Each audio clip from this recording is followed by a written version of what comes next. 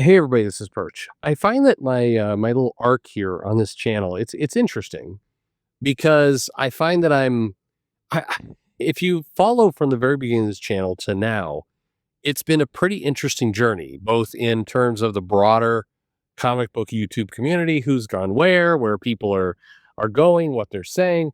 To today, it's just kind of fascinating to me because in general, I'm playing the long game. So bear in mind. I've been a retailer in some form or capacity since 1991. Okay, 91. That is 30 plus years. We're almost on 35 years since I first started selling comic books. And you know, I understand my voice sounds kind of perky. I don't like an old guy, but I started really, really young. And part of this because of my parents and other things. There have been videos talking about that. But I've been at this for a long time. A lot of people who have been commenting on comics and really getting into this side of the business, making money off of it, i.e., people who have Patreons or YouTube channels or whatever it happens to be, they're newer to this game. Most of these people are less than 10 years into it. And it's just, I guess I view this entire industry from a long-term perspective. And so I was thinking recently, why is it why is it that we tend to have a negative perception or a negative viewpoint in comics? If you listen to a lot of channels, okay, and Wes, I don't know if he would use this word, but I would think so. I would say Wes is a friend of mine, right? Talked to him for a long time. Our channel started about the same time, Thinking Critical. And I've been on his show a bunch of times, not as much recently because I haven't been on anybody's show recently. And Wes's wife has met my wife. My kids have played with Wes's kids. Okay, and that may not to most of you that probably means nothing, but to me that means something, right? Now that said, Wes and I don't see eye to eye on certain things. I don't have a chance to listen to a lot of videos, so I'm not going to pretend. I'm not going to tell you what he does because I don't know. I don't listen to many of his videos. It's not because I don't like him, by the way. It's because there's no time. There's literally no time. I have a long list of people I need to get back to. As I'm recording this, I'm like I've been putting off chatting with my friend Joe for almost 2 weeks now, and I need to talk to Joe, but there's been a lot of life going on that's made it difficult to do that. I like Joe. I like to talk to Joe. I have no time. And I'm sure Joe is irritated by that. There's a lot of things. Another, like, even more so, no offense, Joe, but Larry. I love Larry. Larry's a amazing comic creator. I need to get back with Larry. It's been a while. And I need to talk to him. Also on that list, I mean, a long list of people. I went down to Twitter recently. I don't go on Twitter very much. Generally, people send me tweets as screen captures, so I don't actually go to Twitter to look at what else is there. But I log into Twitter, and sure enough, I go into my DMs, and the little number on the side is 98. Which means 98 different people have been sending me messages I have not responded to. And I'm scrolling through there, and there's all kinds of shit in there, including, like, there's people who've gone through a full arc of, like, hey, Perch, what do you think about this? Hey, Perch, are you ever going to answer me? Hey, Perch, you're an asshole. I mean, like, there's a message in there from Zub, who another guy, I think Zub is amazing.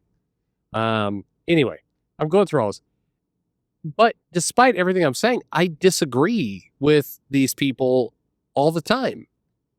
I don't disagree with them in terms of, like, they're wrong and should be destroyed. But like take Wes, for example.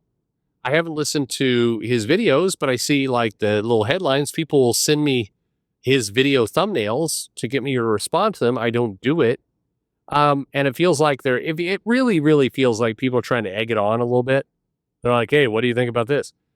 He had a video recently called, like, whatever, like 2000, like Marvel is worse than it was 5 years ago, I don't agree. I mean, I don't agree at all. But me saying I don't agree with him doesn't mean like he's shit or he's bad or he's wrong or he's a liar or a grifter or any of those things. It just I don't agree. It's actually pretty binary. I've been collecting Marvel comics forever. I think Marvel comics are better today than they were in 2016. I don't have any real emotion in that statement. It's just that's what I think. I read comics. I'm enjoying them more now than I did, 9 years ago. Man, that's the end. He may not be. I'm willing to take him on face value. I mean, it's like this is the thing. If Wes was here, we'd go out and have a beer and have a hamburger, and our kids would play, and life be fine. I would have no problem telling him like I don't agree with that, but I'd still like buy him that beer or talk about fuck knows what. To me, comic books and most pop culture, for what it's worth. I mean, a lot of fandoms, a lot of that kind of stuff. Once upon a time, I mentioned earlier, I've been a retailer forever. If I think about some of the arguments that happened in the comic shop back in the early 90s through the, image boom, through the lag, the problems with Marvel, we would have people in there who would argue like their life was at risk. They would aggressively talk about, where things were going, why things were wrong, all that kind of stuff. They would argue hardcore about this stuff. And it didn't really matter. What I mean by that is it's like we would argue and then we would go out and have a beer or a burger or whatever. Like it was fine. And if there's one thing that I find really broken about fandoms in general, Star Trek, Star Wars, is that there's no longer any tolerance for different opinions. But by the nature of the fandom itself, by the nature of what comics are, what Star Wars are, what all these other things are, we should disagree. We should disagree passionately. Who is the best Star Wars character in the original trilogy? Is it Han Solo? Is it Lando? It's never Luke. No, I'm kidding. But who is the best? I want to live in a world where somebody's going to come in and explain to me why C-3PO or Princess Leia are the absolute best characters in the trilogy. No doubt about it. And I want to be able to say, yeah, you're fucking stupid. No. And we could still hug and have a beer. Well, probably not hug. That's pretty lame. But we could still have a beer afterward. That's how it should be. I mean, I'm embarrassed for you, people in comics. I'm embarrassed about you because there are a lot of live streams where people like to pretend like these are blood feuds about comics. What's wrong with you? It was never meant to be this serious. Shame on you for making it this way. If you encounter somebody who passionately, really, honestly believes that Squirrel Girl or the Uncancelable Wasp are the best comics of all time, I want to argue with you aggressively and say you're wrong, but I don't think you're inhuman. I don't think you are a libtard or a Nazi. I just, it's fine. This is the problem with where we are right now, is that it's no longer okay to just disagree. And yet comic books were designed to disagree. Do you understand do you know what I mean? We have all, this is a comic book channel. By the way, I'm going to give a brief aside. I posted a video recently called What is a Grifter? And I gave my honest opinion about it. And I tried to just be vulnerable, just say what was on my mind. And then some dickhead comes in there and goes, I listened to the entire video thinking it was about Grifter, the character, and I don't know what this guy was talking about. Well, you're retarded then. Hard R. You can't figure it out. You literally, you listened for 2 minutes and you couldn't figure out what I was talking about. You're either, you're a disingenuous liar or you're a moron. Which would you like to be? Pick. Everybody, like, this isn't hard. Like, God damn it. We are not solving amazing problems. This is not rocket science. Stop pretending like you're too stupid to understand basic things. I don't know anymore. Are you pretending to be dumb or are you dumb? What are you? For the love of God, by the way, and you all right, here I'm gonna step into it. Are you ready? Stop sending me tweets from the guy who is making fun of uh of the Comics Matter channel by Zach. Stop sending me tweets from that person. Like, what is wrong with you? Stop feeding that shit. Just say you disagree. Move on. We're not meant to live in a world where we have to do a reaction video off of every statement. People can say whatever they want. I have said things on this channel that are smart, and I've said things that are stupid. I've had opinions that are hot takes that are wrong. I have. Why is it so hard for people to be man enough or woman enough? I mean, like, Sasha gets it. I've heard Sasha talk about things that she passionately believes in, and then later is like, man, I changed my mind. What is wrong with you people out there who can't just live with disagreement? That's what this is supposed to be. It's normal to go into a comic shop and talk about, like, who would win, Superman or the Hulk. That's normal. Like, when did people become so fragile that those differences of opinions were solely there's no way we can't deal with it anymore. There's no possible way that we can live in a world where we have a difference of opinion over whether Superman or the Hulk would win. Superman would win, by the way. I mean, clearly. You have to do too many mental gymnastics for him not to win. It's like, well, if it was a red sun and Superman, like, okay, stop. If the Hulk had kryptonite blood, like, what are you, okay, that's fun to talk about in terms of fan casting, but like, we all know that that's not what we're talking about here. Anyway, but that was meant to be fun. We signed on to comics for this reason. We agreed to, like, all of us came into comics knowing that there were going to be people with different points of view on how this all worked. And that was okay. More than okay, that was fun. We were supposed to have fun. And the disagreements were fun. But I listened to some of these channels and it's like, woke libtards made aliens woke. And it's like, and finally, some people start calling it out, like, okay, this person's an idiot. It's like, how dare you say that? Now you're a soy person. Like, what? Why? What the fuck's wrong with you people? Read the comics, enjoy the comics, and move on. It doesn't have to be, it doesn't have to be World War III on somebody having a difference of opinion. Like I said earlier, fundamentally, I believe that comic books today, Marvel comic books in 2025, are better than Marvel comic books in 2016 or 2019 or whatever the fuck I think they're better. So what? Do some of you assholes listening to this want to, like, DM Wes on the side, be like, hey, Perch is calling you out? No, I'm not. No, I'm not. It's fine. The basic premise of what I'm saying here is comic books is fun when we disagree.